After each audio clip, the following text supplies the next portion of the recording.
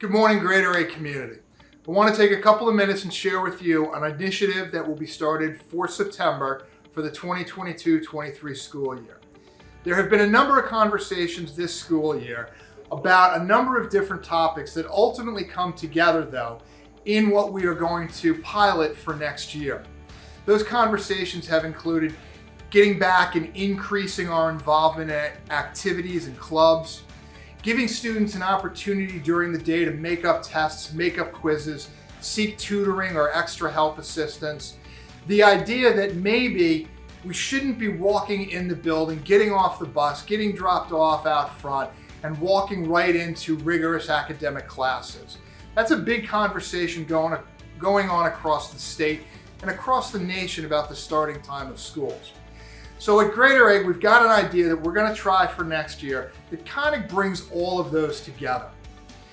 We are going to adjust our bell schedule for the 2022-23 school year. We will still run 6 classes per day in the rotating drop format that we have been utilizing the last number of years. 6 classes are going to meet every day out of the 8 courses that are in your schedule. What's going to be different, as I said before, is you're not going to walk right in and go to your first period. We're going to have a roughly 50 to 55 minute period of time in the morning where students will be able to get extra help, make up tests, make up quizzes, go see an activity advisor, go see a mentor, go see a teacher who may be helping with a letter of recommendation. We're going to give an opportunity for some students to walk in and identify a place in the building, maybe the cafeteria that's designated for quiet study, or the library that's designated for group work, and get together and have a study group. Maybe it's an opportunity for some students to just catch up and unwind. Some of our students are involved with athletics and activities immediately after school. Maybe they're playing a sport, and then they go directly into drama practice, and they're in the building until 9:30 at night. Many of our students work. Some of those jobs are keeping them out until 9, 10 o'clock at night. Many of our students are helping families raise younger siblings or younger family members in the house. So that 45 or 50 or 55 minutes in the morning can become a valuable time for a kid to come in, find a room in the building where they can spend some time studying. They can have a good breakfast. Remember, breakfast is free for all students. So over the next couple of weeks, we're going to roll this schedule out to students, to staff, to parents, and everybody can see it in black and white, and we're going to start this in September. I used the word pilot before because this is a departure for Greater A. This is something new. There's a lot of pluses, there's a lot of opportunities in this schedule, but there's some concerns. We need to make sure that students are following the expectations we set in terms of what spaces are available during that time and where they are.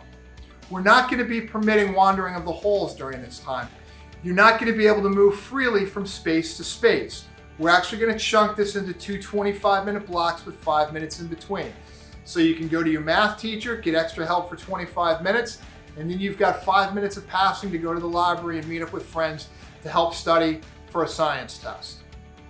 There's also that opportunity again where teachers will have scheduled days where their activities will be available. We're still going to be running all of our activities after school, but this will provide extra meeting time to get athletes involved, to get students who may be balancing 3, 4, 5 different activities. Sometimes you have to choose between meetings on any given day. We're going to create consistent set schedules for our teachers. So students will know, my math teacher is available for tutoring and extra help on A day and C day. Students will know, okay, in this rotation on D day, the knitting club is meeting. Those schedules will all be put out at the beginning of the year for all staff and all students, and we will stick to them so there is consistency.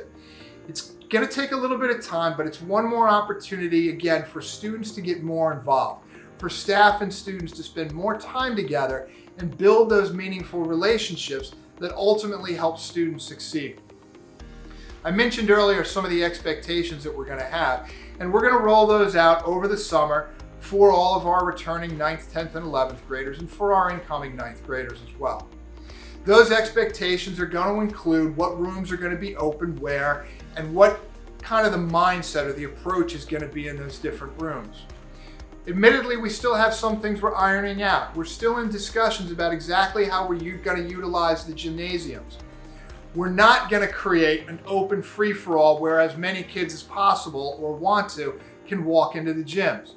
There are still going to be opportunities for health and wellness, for makeup work also, whether it's health classroom or phys ed, and that's our first priority.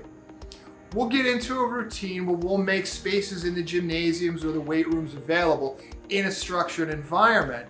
But again, we want this to evolve organically. We want this to naturally, between the staff and the students, kind of indicate some of our pathways. So everyone has an understanding. This has been a conversation that's been going on for approximately 6 months. We've had up to 21 or 22 different teachers and administrators from all 3 buildings and all different departments involved in the conversations. Teachers went and solicited input and feedback from students. Do you think this would help you? Will you take advantage of it? And that's what this is about. These are opportunities for staff and students to take advantage of. That ultimate opportunity is time. The time for you to use as you best see fit. More information will be coming forward on this, but I wanted to take a quick minute or two today and just let you all know that this is coming. I know a lot of students have heard the rumors because they were approached by their teachers and talked about the idea of this. Getting feedback, as I said earlier. And certainly staff have been involved all along the way. The teachers that were sitting in the room were going back and soliciting feedback from their peers in their departments and their hallways. It started being discussed in faculty meetings. I shared the idea with the Board of Education and they've been very supportive because our Board of Education believes at its core, the foundation of educational success is the relationship building that can happen between teachers and students. And this schedule provides more of an opportunity for there to be time spent together. Not only academic assistant, but again, that mentoring or that idea of that kid that needs a little bit of extra. And that's what we're all here for. So I look forward to this opportunity for all of us. We're going to grow in this together. There's going to be questions, there's going to be concerns, but at the end of the day, I think this is something to be excited about. I think this is a step forward. This is being done in other schools. This is being done in other districts. We've had teachers go and visit other schools and bring back their feedback. Put a little bit of a greater egg spin on it. I also think we can do it a little better than most. So I look forward to sharing this time next year with the students, with the staff. We're going to have honest conversations as we get into it. We'll do a 30-day assessment. We'll do a 60-day assessment. We'll make adjustments. But I think this is something to look forward to and I'm excited for greater. Thank you very much.